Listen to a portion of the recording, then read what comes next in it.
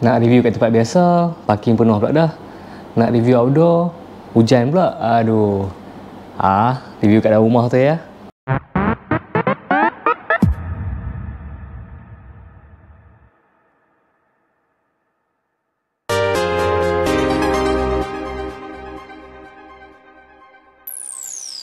Assalamualaikum guys, welcome to my YouTube channel. Anda bersama dengan saya Nik Raizal. Thank you kepada semua yang dah subscribe dan thank you juga kepada semua yang dah support YouTube channel saya selama ni. Okay guys, setelah sekian lama Modenas Kris terkepung dalam enjin 110cc, akhirnya Modenas telah pun mengambil satu langkah ke depan.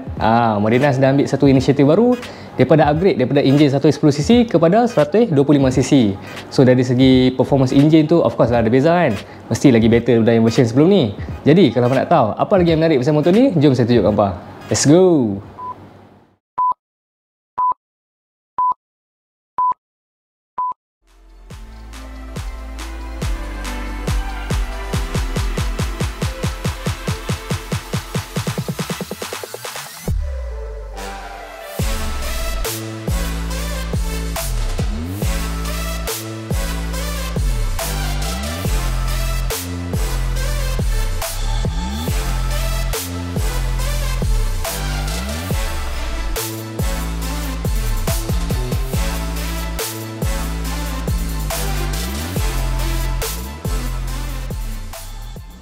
Okey guys, jadi di hadapan anda sekarang ni adalah sebuah motor Kapcai 125cc keluaran daripada Modenas, iaitu Modenas Kris 125 Fi. So ni adalah versi yang terbaru, yang paling latest, versi 2025. Okey, first kali kita akan sembang pasal enjin dulu. Enjin dia bersesaran 124cc, 4 stroke, 1 silinder, 2 valve, single overhead cam. Lepas tu motor ni dia menggunakan fuel injection dan juga air cool. Motor ni dia ada 4 gear. Enjin dia pula mampu untuk menghasilkan 8.44 horsepower pada 8000 rpm dan juga 8.5 Nm of torque pada 6000 rpm. Macam inilah rupa dia dari pandangan atas. Okey. Tu dia punya side mirror, handlebar apa semua. Okey. Ni dia punya pedometer lah. Okey, motor ni dia basic, simple je. Macam apa boleh nampak kat sini, dia masih menggunakan kunci. Alright. So ni kunci dia lah. Jadi kalau nak start, apa masuk kunci kat sini, pusing kunci ke kanan. Okey, pedometer pun akan menyala. Alright.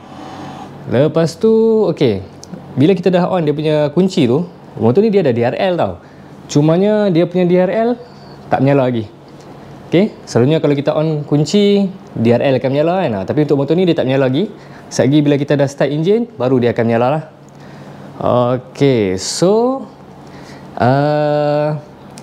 kita start enjin dulu lah. Okay, kita start enjin dulu. Cara dia, hampa tekan je lah ignition switch ataupun starter. Alright, enjin pun dah hidup. Jom kita dengar bunyi dia dulu. Macam ni lah bunyi dia bila dalam keadaan idle. Ni pula bunyi dari bahagian exhaust ataupun muffler. Kita cuba rem sikit.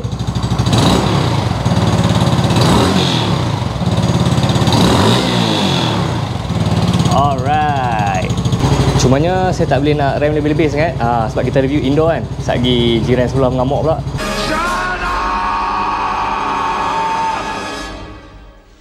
Shut up! Shut up! Shut up! Okay, so kita akan demo dia punya switch dulu. Okay, ni dia punya switch lampu dia. Macam sekarang ni tengah low beam. So kalau kita tekan high beam, dia macam ni lah. Low beam, high beam. Okay, dia tak ada passing light. Lepas tu ni dia punya signal.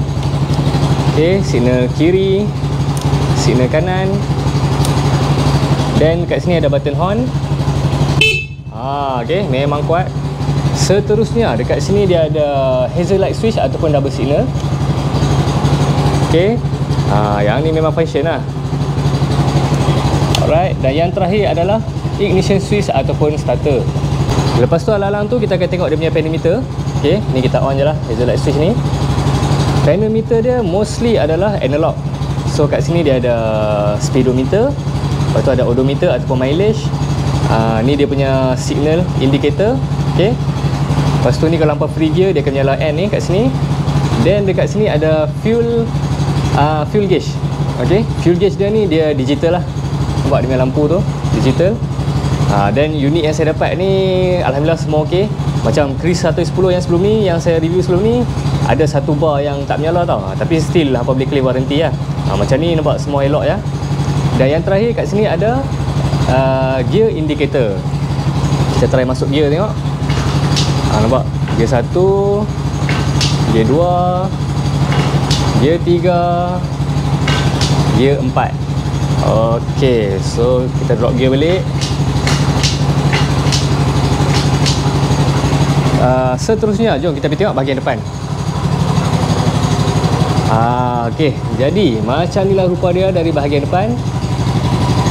Okey, design dia boleh tahan rancak agak. Okey, design dia memang nampak lebih sporty lah kalau kita compare dengan version yang sebelum ni. Dan macam saya cakap tadi, bila hampa start engine barulah dia akan menyala lampu DRL ni. Nampak? Baru DRL nyala. So dekat sini ni dia, tak nampak kan? Ni dia punya lampu headlamp. Dia pakai bulb tau, tapi LED bulb. Okey, nampak? Dia pakai LED bulb. Jadi ni low beam, ini high beam. Terang ke? Okey. Low beam, high beam. Okey, then dekat sini ada DRL dan juga lampu signal lah. Okey. CD pun sama. Yang best ni adalah dia punya lampu signal LED dan juga dia built-in, dia tak capang. So memang nice. Mudguard dia pun nampak lebih sporty kali ni. Alright. Design dia ni kalau kita tengok, dia macam ada kacut-kacut sikit. Bahagian ni nampak adalah macam LC sikit kepala dia kan. Sini pun ada macam ala-ala LC sikit. LC V2 sampai V7 macam tu lah. Ada seakan-akan. Dan mudguard dia ni seakan-akan macam mudguard Legenda 115. Okey, dia lebih kurang lah. Okey, so jom kita tutup enjin dulu. Untuk suspension depan dia masih menggunakan telescopic fork. Lepas tu brake caliper dia pakai 2 piston. Nampak? Brake caliper 2 piston. Dan juga dekat sini ada single disc. Rim depan dia saiz 17 inci, tayar depan dia pula saiz 70-90. Rim belakang dia pun saiz 17 inci, tayar belakang dia pula saiz 80-90. Untuk brake belakang pula dia masih menggunakan brake drum lagi. Untuk suspension belakang dia menggunakan dual shock absorber dan absorber ni adjustable untuk preload. Ni dia punya sprocket. Sprocket belakang dia pakai saiz 36. Untuk lampu belakang dia ni pun sama juga. Bila kita mula-mula on dia punya kunci, dia tak menyala lagi. Kalau kita start engine, barulah dia akan nyala lampu belakang lah. Okey. So, untuk lampu belakang dia punya rear lamp masih pakai bulb lagi.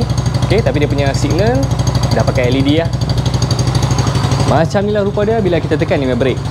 Tekan, lepas. Tekan, lepas. Seterusnya, kita akan tengok dia punya seat pula. Okey, ni dia punya seat. Span dia boleh tahan tebal ke? Okey, agak tebal. Dan dari segi kelembutan tu okey lah, biasa-biasa. Lembut juga, tapi dia rasa macam padat sikit lah. Okey, jadi kalau hampa nak buka seat macam biasalah. Hampa ambil kunci ni. Lepas tu masukkan je dekat dalam lubang ni. Okey, lepas tu pusing ke kanan. Okey, seat pun dah boleh buka. Okey. Jadi seat dia memang boleh buka luar. Okey. Cuma nanti kalau hampa dah pasang bakul kat depan tu, dia akan ke depan sikit lah kan. Okey, so macam ni lah rupa di bawah seat dia. Okey. Alright. So kita akan tengok dia punya fuel tank dulu. Fuel tank dia berkapasiti 4.2 liter. Samalah macam Kris 110 FI yang sebelum ni. Lepas tu ni dia punya underseat compartment. Okey, jadi first kali bila hampa mula-mula beli motor ni, hampa akan dapat macam biasalah. Manual book. Lepas tu hampa akan dapat buku warranty ni. Dan juga tools. Okey, tools pun hampa akan dapat. Dan hampa juga akan dapat benda ni. Tapi saya dah pasang siap-siap dah. Ini untuk hampa nak sangkut tools lah kat sini. Okey. So, untuk underseat compartment dia ni berkapasiti 6.6 liter. Sama juga macam Kris 110 Fi yang sebelum ni lah. Okay, so fuel tank capacity dengan underseat compartment sama macam Kris 110 Fi yang sebelum ni lah. Tapi still ok lah kan. Masih orang kata menepati kita punya tujuan penggunaan tu. Tapi nak letak helmet tak boleh lah. Takkan nak letak barang-barang, raincoat ke apa, makanan-makanan sikit boleh lah. Lepas tu dia juga ada dual USB charging port. Sini satu. Nampak? Okay, ni satu USB charging port. Satu lagi dekat sini. Nampak? Okay, so dia ada dua lah. Jadi dekat sini of course lah, hampa boleh pasang satu phone holder kat sini. Hampa letak phone untuk apa nak tengok map ke, ataupun untuk rider-rider lah. Yang mana yang buat Foodpanda, GrabFood apa semua tu, hampa boleh guna phone holder kat sini sambil charge. Dekat bawah ni hampa boleh charge apa-apalah kan. Hampa nak charge phone hampa yang satu lagi ke, power bank ke, apa-apa benda yang hampa tak pakai lah kan. Hampa charge dalam ni, tutup, nanti elok dah sampai rumah penuh dah. Okay, kita simpan balik benda ni. Okay, ni pun kita tutup balik. Sekarang kita akan cuba tutup dia punya seat, tengok smooth ke tak smooth. 1, 2. Oh, senang guys. Apa tekan macam tu ya, tak payah nak ketuk-ketuk apa pun. So dari segi build quality setakat ni saya tengok boleh tahan mantap lah. Dia tak asal murah lah, bukan cikai-cikai punya. Okay, so motor ni macam boleh nampak dia ada kickstarter. Okay, jadi kalau kata bateri hampa kong ke, bateri weak ke, hampa tak boleh nak start pakai starter, hand starter, hampa boleh pakai kickstarter ni lah. Okay, lepas tu ni dia punya footrest untuk rider. Dia fix macam ni lah, dia tak ada spring apa pun. Material kat sini getah, so nanti hampa boleh letak kaki kat sini lah. Ni pula footrest untuk pilihan ataupun penumpang belakang. Kalau hampa nak pakai, hampa tarik yang macam ni. Okay, material dia pun atas ni getah juga, memang grip, so bila letak kaki pun memang sedap lah. Lepas tu kalau hampa naik single, hampa tak perlu, hampa lipat je. Motor ni berat dia 98 kg. Memang ringan. So kepada orang-orang yang tak cukup tinggi ataupun yang berbadan kecil tu, memang senang lah untuk handle motor ni. Dia punya seat height pula adalah 775 mm. Macam saya dengan ketinggian 164 cm, bila saya naik motor ni, overall masih ok, masih sampai lagi. Memang boleh handle motor ni dengan baik. Dia punya wheelbase pula adalah 1230 mm. Motor ni didatangkan dengan dua pilihan warna. First kali adalah warna grey dan yang kedua adalah warna hijau. Harga motor ni bermula daripada RM5,620, tak termasuk road tax, tak termasuk insurans. Kepada orang-orang Penang dan yang berdekatan, kalau hampa nak beli motor ataupun nak survey motor, nak main cuci mata, tengok-tengok dulu pun boleh, tak ada masalah. Hampa bolehlah datang ke Taikon Motor HQ Georgetown dekat Jalan Datuk Keramat. Kedai dia memang besar, ada aircon apa semua, servis dia pun memang tip top. Staff dia memang semua friendly, dan yang paling penting, harga dia insya-Allah berpatutan. Okay guys, so rasanya sampai sini je video kita pada hari ni. Stay tune untuk next video. Jadi kalau hampa suka video ni, jangan lupa like, komen dan share. Jangan lupa subscribe. InsyaAllah kita jumpa lagi pada video yang akan datang. Assalamualaikum.